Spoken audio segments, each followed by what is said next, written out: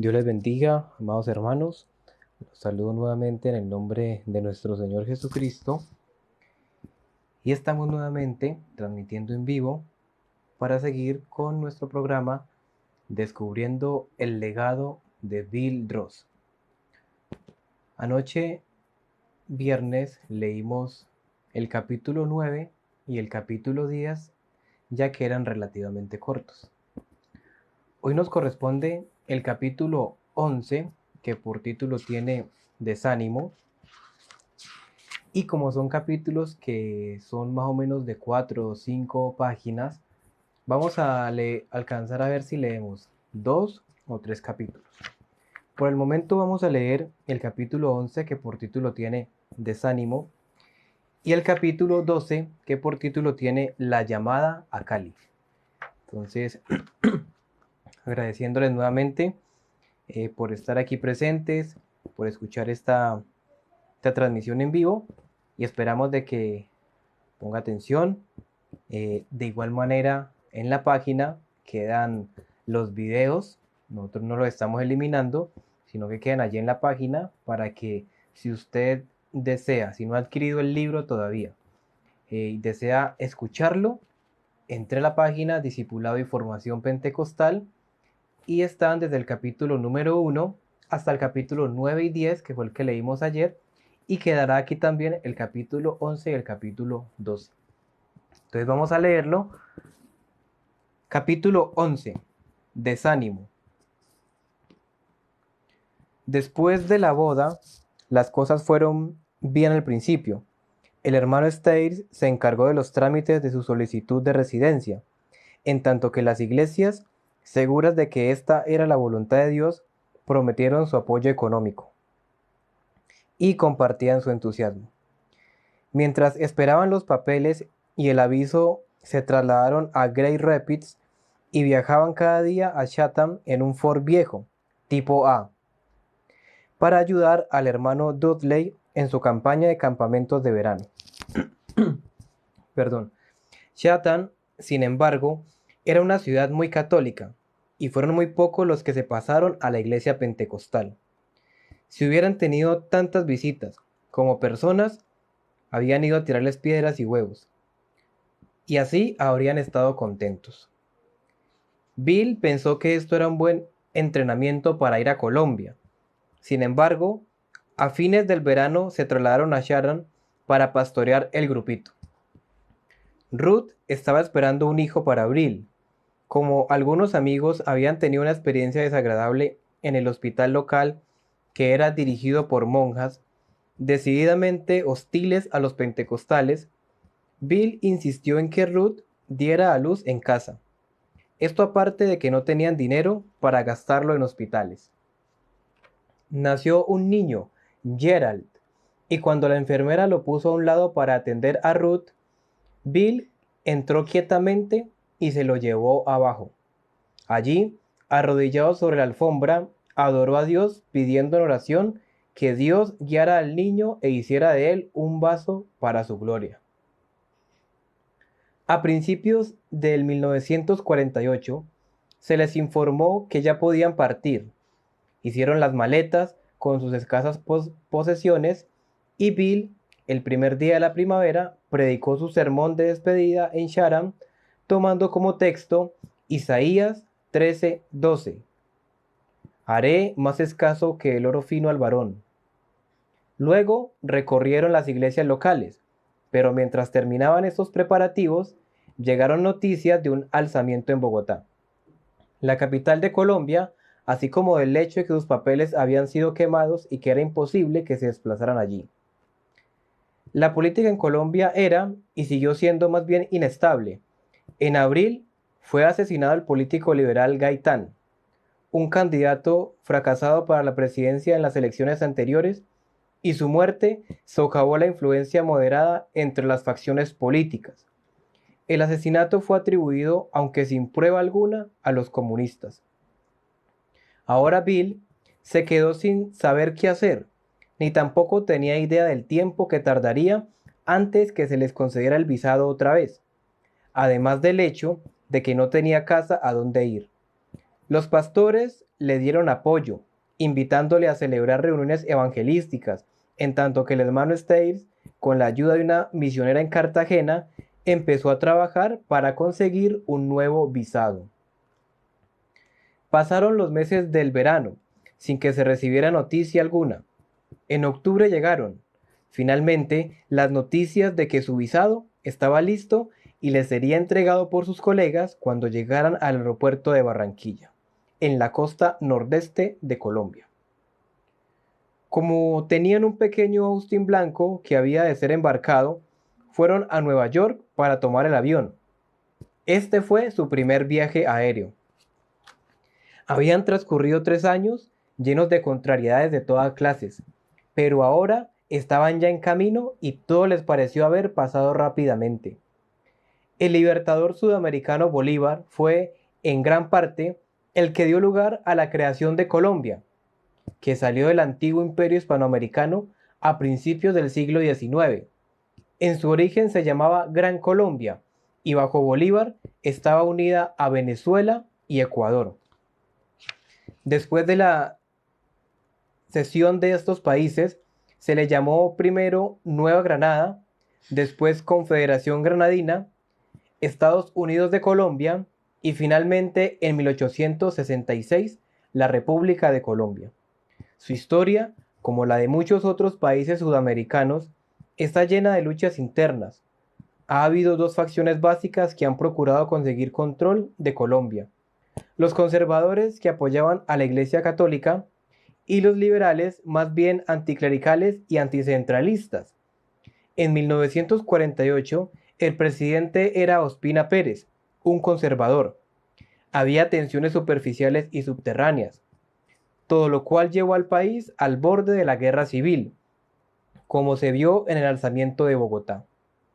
A Bill no le preocupaba mucho la política, ni en realidad se interesaba en ella, pero estaba interesado en lo que resulta de la actividad política, el bienestar del hombre. Barranquilla era una ciudad calurosa, pero el aeropuerto era más caluroso aún, a causa del sol que se reflejaba en el pavimento de asfalto. Al llegar, no vieron ni rastro de los Larsen, que debían haber estado allí para recibirlos y entregarles los papeles.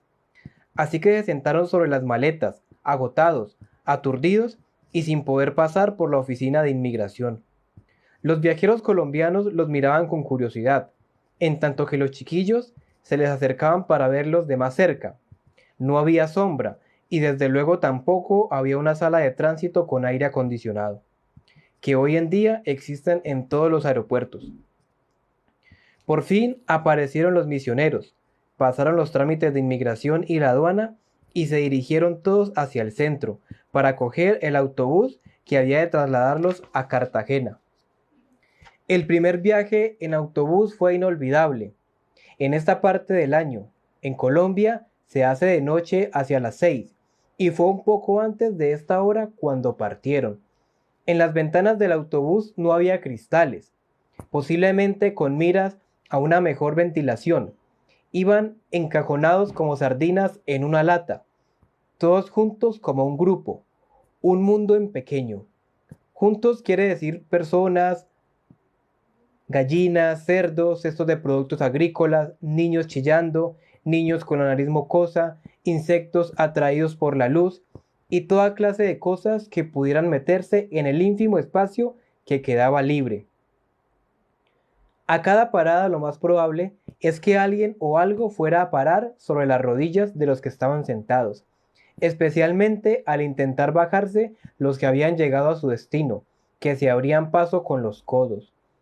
El olor del conjunto sería imposible describirlo.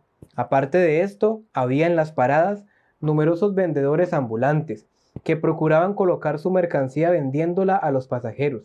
El niño Gerald chillaba asustado por todo este pandemonium. Las 4 horas les parecieron 4 años. Bill era un hombre alto, más bien fornido, pero Pearl Cooper, la misionera con quien tenían que alojarse en Cartagena, era junto a él como un peso pesado a uno ligero. Por lo menos de lado ocupaba mucho más espacio que Bill. Después de irlos a esperar a la estación del autobús, los llevó a su piso que resultó ser un apartamento en una tercera planta sobre un bar o taberna. En el distrito de peor fama de la ciudad. Para subir al piso había que ascender por una escalera metálica de incendios, que se hallaba al exterior de la pared. Si uno miraba hacia abajo desde el relleno superior de la escalera, podía contemplar una escena que habría sido el fondo apropiado para una película del oeste de Tom Mix, en la taberna debajo, y en esta había borrachos dormitando sobre burdas mesas de madera, en tanto que los otros parroquianos estaban discutiendo a grito pelado cuando no peleaban. El calor espantoso hacía que el hedor de los retretes se difundiera por todas partes. Había suciedad abundante y papeles tirados por todas partes. Lo más probable era que Pearl no se inmutara viviendo en medio de aquel desbarajuste y podía dar una buena cuenta de sí en caso de ser necesario. Bill pensó, pero Ruth quedó petrificada y le preocupaba especialmente la posibilidad de que el niño Gerald se metiera en la boca y se tragara alguna de las porquerías que se hallaban por todas partes. Y en realidad se demostró que no era posible impedirlo siempre. A la misionera Cooper nada de esto le parecía hacerle bella, y arrollaba las dificultades como si fuera una apisonadora. Bill Dross notó que por allí había gatos de aspecto escuálido y roñosos que asomaban por todas partes. Al pensarlo, sin embargo, le consoló el hecho de que eran útiles para evitar que las ratas hicieran de las suyas. Aunque tenían un hambre atroz, la misionera Cooper no había pensado en prepararles comida. Simplemente les dio una bebida refrescante y unas galletas, lo cual era un lujo en aquellos días. No hicieron comentario alguno y se fueron a la cama hambrientos y agotados. Para desayuno hubo sopa de leche, comida de carácter local, agradable una vez uno se ha acostumbrado. Lo que no apareció por ninguna parte fue lo que sus estómagos deseaban, algo simple y suculento como huevos con jamón. Vivir con la misionera Cooper no resultó del todo fácil. Ella tenía 2 perros de color blanco, que la seguían por todas partes. Incluso se sentaban a su lado en la tarima de la iglesia. Trataba a la gente del país como si fuera un coronel en una colonia, lo cual le molestaba a Bill Dross, que hizo la resolución de no tratar con aire de protección a nadie en ninguna circunstancia. La misionera Cooper parecía hostil a los hombres, y aunque había empezado obra en varias partes de la ciudad, solo permitía a Bill que actuara como su chofer. Nunca le permitía predicar y creaba problemas al tratar a Ruth como una persona de su confianza, pero no a Bill. Aparte de que a veces creaba situaciones antagónicas entre los dos. Bill tenía grandes dificultades para dominar el idioma. Ruth no tenía tantos problemas, pero Bill, por ejemplo, al oír sí, pensaba siempre en sí, o sea, ver. Y lo mismo ocurría con otras palabras. Y eso que él había pensado que el lenguaje sería el problema de menor importancia que tendría. Después de casi un año de ser tratado como el muchacho por la misionera Cooper, luchando con el español sin mucho éxito, combatir la malaria y otras cosas, Bill se sintió desanimado. El individuo a quien pagaba para que le diera clases de español, en vez de enseñarle a él, aprovechaba la oportunidad para mejorar su inglés. Una mañana, no pudiendo aguantar más, Bill escribió una carta a la misión, pidiéndoles que le volvieran a llamar y prometiendo que devolvería hasta el último centavo que habían gastado en él una vez pudiera hallar trabajo en el Canadá. Aunque la carta era una admisión de fracaso, respiró con alivio tan pronto como hubo cerrado el sobre. La idea del fracaso era una carga más pequeña en la que estaba llevando, y el dinero podía ser usado en otra persona. Haz las maletas, querida, que nos vamos a casa. Me voy a echar esta carta al correo. A Ruth le dio pena a su marido, pero no dijo nada. Tan pronto como Bill se hubo marchado, Ruth se arrodilló y pidió a Dios que le ayudara y le fortaleciera. Bill empezó a andar en dirección a correos, pero en vez de ir allí, se dirigió hacia el mar, donde acostumbraba ir a orar. Arrojándose sobre la arena, gimió en el espíritu y oró durante mucho tiempo. Unas horas después regresó a la casa sonriendo. Me parece que no nos vamos al Canadá. He hecho pedazos la carta que iba a enviar. Jesús nos va a ayudar. Ruth se sintió aliviada y agradecida. La crisis que ella ya veía venir había sido superada por fin.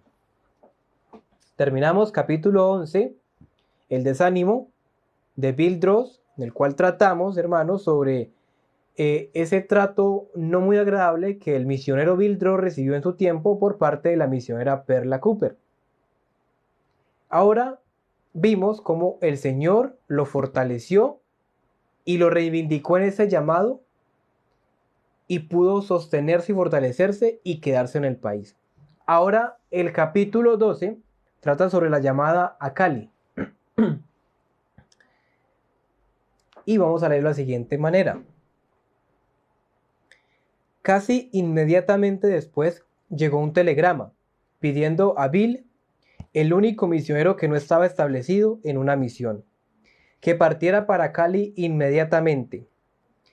En Cali, Sanford Johnston, un misionero veterano que procedía del mismo área de Canadá que Bill y que le conocía desde que era un muchacho, se había puesto gravemente enfermo de tuberculosis. Bill recordó al Sanford Johnston del pasado. Había pertenecido a los Testigos de Jehová y con frecuencia había tratado de convertirle a él a su fe. Pero la esposa de Sanford se había hecho pentecostal. Y después él había seguido canalizando su entusiasmo inalcanzable en el Evangelio de Jesucristo. Bill tenía bastante dinero para coger el avión, así que dejando a Ruth, que estaba embarazada otra vez, esta vez con gemelos, emprendió el vuelo hacia el sudoeste. Por primera vez empezó a ver el tamaño y la hermosura de Colombia, sus desiertos, montañas y bosques lozanos. Cali, la capital provincial del Valle del Cauca, Valle del río Cauca, era una ciudad muy hermosa, situada entre colinas. Era más fresca que Cartagena por la noche. Bill notó que la gente allí eran más españoles o mestizos, personas de color mixto, que indios en comparación con la costa del norte de donde procedían. Estas impresiones, sin embargo, se desvanecieron pronto de su mente cuando vio a Sanford. El hombre, más bien bajo y delgado, se había quedado arrugado, echado en cama en su humilde hogar de 2 habitaciones. El misionero era todo él una evocación del espíritu pionero y consagrado de los grandes misioneros del siglo pasado. En el cuarto más espacioso, que había sido usado como capilla, había unos bancos de madera, construidos por Sanford, con los últimos restos de sus fuerzas. La otra habitación, en la que ahora estaba echado, era utilizada como cocina y como dormitorio, funciones que quedaban divididas por una cortina. Los Johnson apenas habían podido empezar cultos y ahora Bill veía al misionero ya cerca de la muerte. Ahogando sus lágrimas, trató de mostrarse animoso. Sanford le saludó débilmente, pero con gozo. Su esposa, agotada también, se comportaba con valor, sin fuerzas para recordar el pasado. Sanford pronto estuvo hablando sobre Cali. Hermano Billy, quiero que usted, cuando tenga la oportunidad, vaya a las montañas cercanas, al punto en que están las 3 cruces. Quiero que contemple el valle. Una vez estuve yo allí orando y tuve la visión de un gran avivamiento que iba a tener lugar en todo este valle. Sanford se había quedado dormido. Bill se echó también y durmió junto a él, en tanto que la esposa de Sanford se fue también a dormir, agotada, a la otra habitación. Temprano por la mañana, Bill sintió frío y le despertaron los quejidos apagados de su compañero. Se inclinó hacia él y se dio cuenta de que estaba empeorando rápidamente. Sanford le cogió la mano y acercó a Bill hacia él. No olvide la visión. Creo que esta es una carga que caerá sobre usted. Dios va a usarle. Usted es joven y lleno de vida. Tiene el mensaje. Su vida es movida por el Espíritu de Dios. Puedo dejar esto en su mano y estar tranquilo. Antes de 20 minutos, Sanford había pasado a la otra vida. Según las leyes de Colombia, el muerto tenía que ser enterrado dentro de las 24 horas, así que se hicieron apresuradamente los preparativos para el entierro. Sanford fue enterrado con muy pocas ceremonias. El español de Bill no estaba a la altura y los presentes eran escasísimos. Se decidió que lo mejor sería que la hermana Johnson regresara a Cartagena con Bill, en tanto que éste hacía los planes para regresar a Cali, tan pronto como fuera posible. Aquella noche deambuló por las calles rogando a Dios que mantuviera viva en su memoria la visión de Sanford. El día siguiente fue a la cima de la montaña de las Tres Cruces y miró hacia el valle. Llegó allí avanzada la tarde y las grandes cruces proyectaban su sombra alargada sobre las casas y camiones de abajo. Se podían ver desde allí por lo menos 4 de las mayores ciudades del valle, así como muchas otras más pequeñas. Bill tuvo también la misma visión, la misma que había visto por primera vez en Alemania, una llamada de avivamiento que se extendía por el valle. Habló en lenguas otra vez, como había hecho durante la guerra. Oh Dios, sé que solo tú puedes traer este avivamiento. Este valle era parte de su destino. Las comunicaciones laterales eran muy difíciles en Colombia y no había posibilidad de conducir un coche hasta Cali. Así que más adelante Ruth y la hermana Johnson tomaron el avión para ir allí con el pequeño Gerald, mientras que Bill puso el coche y el bagaje en un barco para viajar a través del canal de Panamá. Era casi de noche cuando ellas llegaron a la casa en Cali, y sin sus esposos se sentían nerviosas y solas. Una vecina les dio algo de sopa caliente y les habló de los alborotos más recientes, en los cuales habían resultado muertas muchas personas inocentes en los distritos cercanos.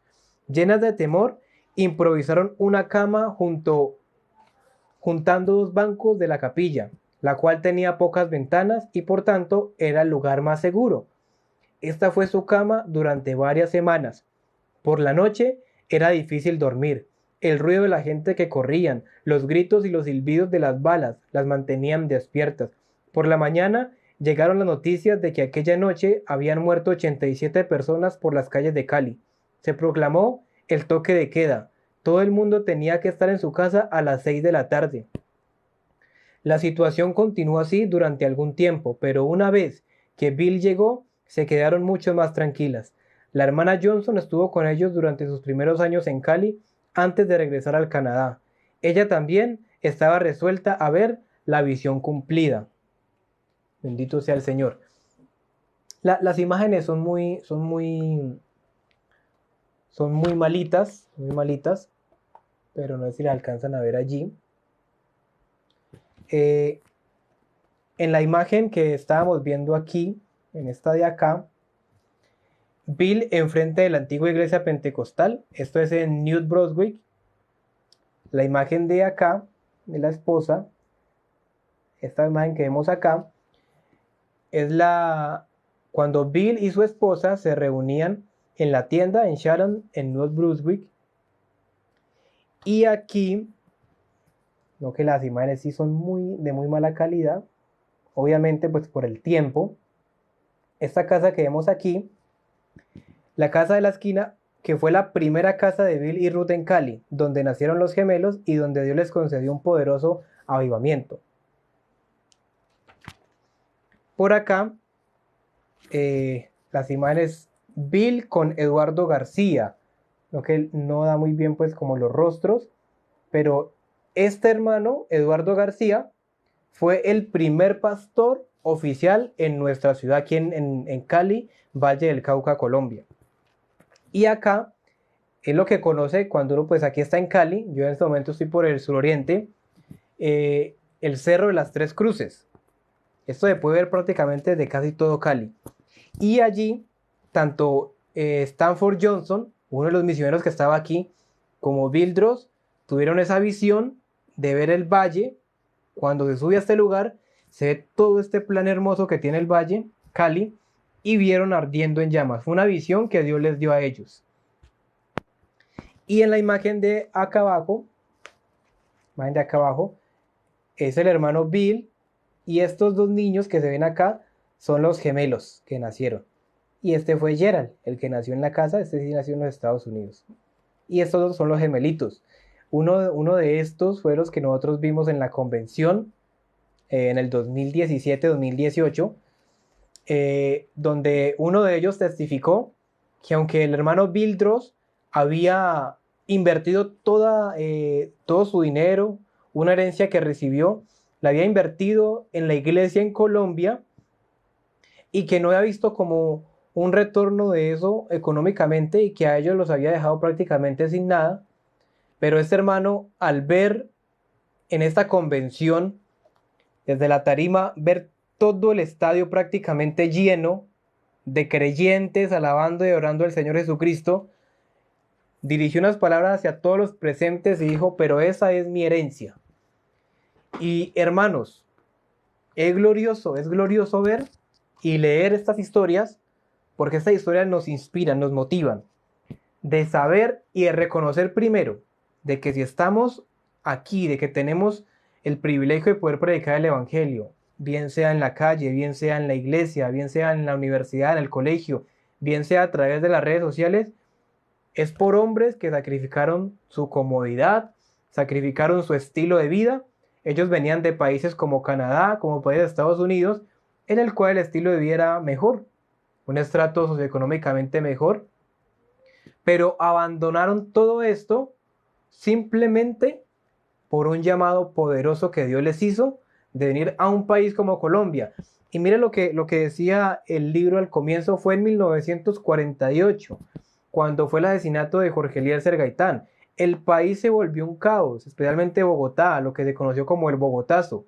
La violencia imperaba en las calles de Colombia. Imagínense que en esa noche donde la hermana Johnson con la esposa de Bildro estaban solas aquí en Cali y atrancaron la puerta con una de las sillas, tuvieron que dormir allí. Tuvieron que dormir allí del terror que se veía, y esa noche nomás murieron 87 personas. O sea que esta gente sacrificó su comodidad, su paz, su estilo de vida por un llamado poderoso que Jesús les hizo a venir a predicarnos el Evangelio. Y usted que me está escuchando y los que van a escuchar este video son un testimonio de eso. Uno con su esposa vino, después llegaron otros, pero el Señor Jesucristo fue añadiendo a su iglesia los que habían de ser salvos. Así que para el día de mañana estaremos leyendo el capítulo 13, que por título tiene El Comienzo, y estaremos leyendo un capítulo muy importante que se llama Eucaris entra en acción y somete a Saúl. Yo les ruego, mis hermanos, les ruego, no para que el video tenga muchas vistas, sino para que seamos edificados.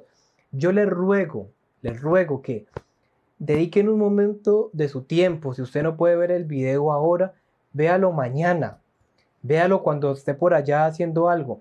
Pero mire que así como le dedicamos muchas veces 2, 3 horas a una película que nos podrá entretener un momento, pero después quedaremos vacíos, dediquémosle tiempo a las cosas de Dios para que podamos crecer. Mañana no se pierdan, vean, no se pierdan mañana este capítulo donde hay un testimonio muy hermoso. Creo que la conversión de Eucaris, que fue una mujer muy usada por Dios, y por Saúl, un pastor muy reconocido aquí en el Distrito 5 y aquí en el Valle. Él ya murió, pero la obra que Dios hizo a través de ese hombre fue gloriosa. Entonces les invito mañana de que lo vean, mis hermanos amados. Que el Señor Jesucristo les bendiga.